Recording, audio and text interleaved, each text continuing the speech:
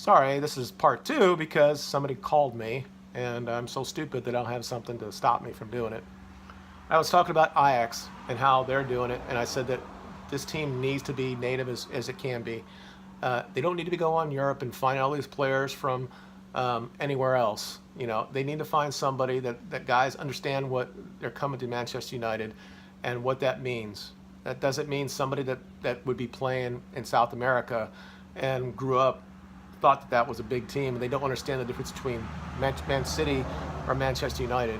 We're talking about people that want to be at United and wants to be there, and they'll be part of a huge comeback.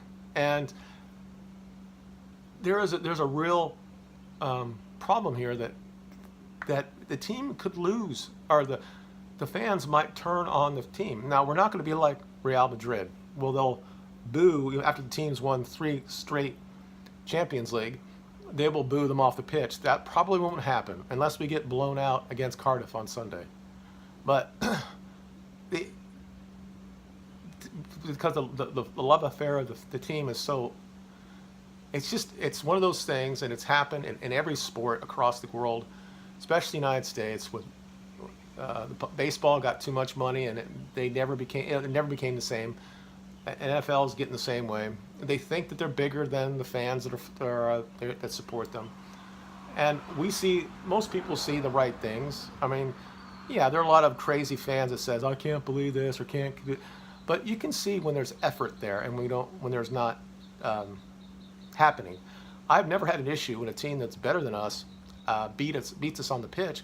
I tip my hat and I shake their hands and say, you deserve it. When City goes in and outplays us, then fine. Or Barcelona does the same thing. I don't have an issue with it. I have a problem when teams that are below us when it comes to quality outwork us on the field. Then I have a problem because these guys. Then you start thinking how much money they're making, and they can't have the ability to just do what they're supposed to do, being a real professional. And it gets to the point where you almost want to do the same thing in every sport just to stop it and say, we're going to say only one person get $1 million a year, and then we're going to have $5 to go in to see a game instead of paying 40 or 50 or 60,000, 60 or 50 dollars or pounds to go see a game. It's just strange to me. So I know I've been rambling, but overall, I believe obviously Gary's talking about the culture has to change in the locker room. That means you have the right type of players. He won't say what those need to be. I think that what needs to happen is that they need to recruit people that understand what Manchester United is, and a high level should be native, or British, Scottish, Welsh, Irish, i.e. they should be white in a lot of ways. And if you're not going to be at the top for 4 or 5 years, you're not going to be relegated because there's no way that will ever happen. You should never think it would ever happen. That would happen. But you never know. And then go from there. And then get that trust back into the community, into the team, and start acting or adding those little pieces that get you to next level. I mean, when you looked at the team that won in '99, even though we had some great players that weren't white, let's say, Cole, York, not many though. Brown was he there? So we had it was kind of lily white, let's say, and then we had guys that came off the bench like Sheringham and Solskjaer, and then we had Roy Keane and Scholes in the midfield. Of course, they didn't play in the final. And then we had like Butt played in the final, and Beckham played in the midfield. And then we had Giggs was out wide. I mean, it was representative of the country itself. And I think that they need to go back but they won't, because all the scouts are saying this guy runs so fast. Let's get him, instead of understanding what real football knowledge is, football IQ. And just one little thing before I leave. Like I said, Ajax is playing to try to get into the finals, and either against Liverpool or Barcelona. Right now, they're playing each other, and right now Liverpool's winning 1-0, and Barcelona's winning overall at 3-1. It's probably at halftime right now. I don't know who's going to win this game. It might be a great historic comeback for Liverpool. Who knows? But Ajax did what you have to do. They got a guy that understood about the game. He may not be the fastest guy on his feet, and I'm talking about Daley Blind. But when he left our country, our team, I knew that we would suffer without him. And he wasn't playing a whole lot at the end. But him, when they finished second that one year, he was playing right there next to Smalling, and they had a really good defense. And he never played there before. This guy understands the game, and you have to find players that understand the game. And right now, there are so few when it comes in the game that play for Manchester United. And I hate to say it, but probably Scott McTominay is probably the best player because Pogba runs around like with his head cut off. Sometimes he does things. Shaw does the same thing. Every now and then he plays smart, but he loses his positional awareness all the time. And I'm a layman, but I can see it. And then all these guys that have been defending him and Pogba finally are starting to talk about this now, that Jose is saying you're not playing where you're supposed to be. That was really the issue that he had with Shaw. He was worried about his fitness, but he also talked about the guy doesn't listen and he doesn't stay where he's supposed to stay. Pogba was the same way. So when you start losing that, you wonder. And you start going to the team and say, is anybody might understand the game? Maybe Lindelof? Maybe McTominay? Is there anybody else? I mean, Rashford does well when it comes. He knows about to make runs. And he's good at that. And he has to do it because, again, everybody thinks he's so fast. He ain't really that fast. He has 3 or 4 strides that he looks like he's fast. But when you got guys at the same level, just run along with him. He never goes past anybody.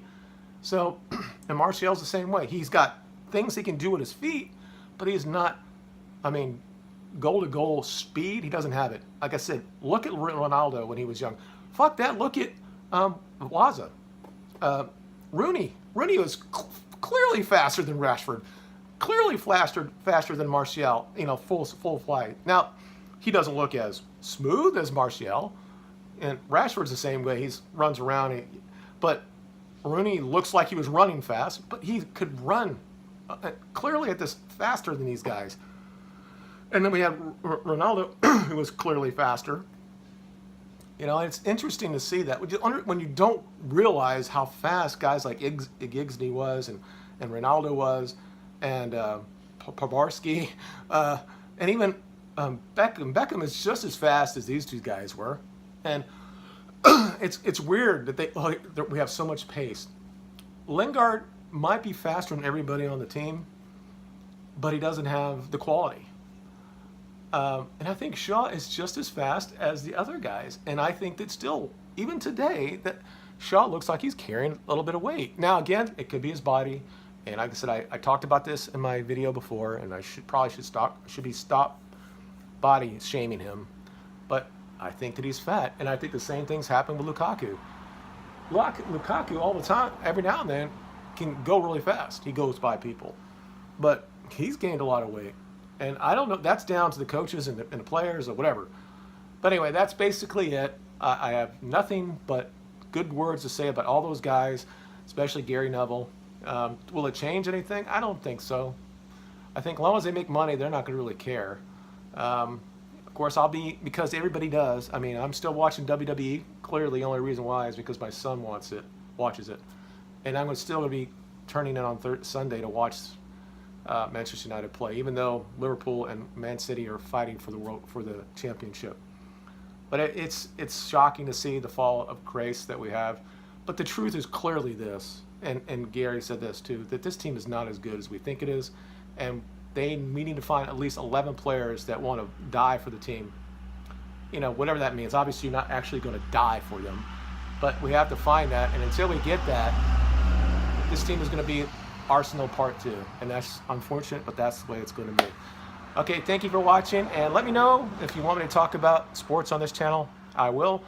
I doubt that many people watch this. Maybe they'll watch the first part, but I am passionate about Manchester United, and there's so much more here. And I would definitely like to talk to somebody if they want to talk about it in a stream or something about this to get more in depth what I think that's really happening. And I think that it's indicative of why the West is following. You cannot have a team that's from Manchester that don't have anybody that's not really from Manchester. But we have a couple there, but I'm talking about native players. And when you don't have that trust, that loyalty, that I'm going to die for the team. Like I said, there are examples, right? You can have Man City that has all the same players that are they're mercenaries, but they have a great coach, and it works. It can work. It happens with Madrid. It can help, but Manchester United doesn't have those players, and if you don't, you have to have that trust. You're never going to be good enough. And all I got to do is look over to the Netherlands and take a look at Ajax. And if I had the ability, I would say buy those people in charge over there and have them run over this country and play for Manchester in the management area. I wouldn't play their players. I mean, we might go after a couple players on Ajax, but that's what we need to do. And the team, there's no reason why Manchester United doesn't have the greatest U team in the world, and that structure should be the best there is in the world, and they should be everywhere. They should be in the United States. They should be in South America. They should be everywhere, and there'd be no reason for us to go out and buy players. And personally, on Sunday, we should just give all the youth players a place, team, and next year they should do the same shit, in my mind. Anyway, I'll talk about it later. And thank you for watching. This is going to be over 30 minutes, so over both parts. So thank you for watching, and we'll talk to you later.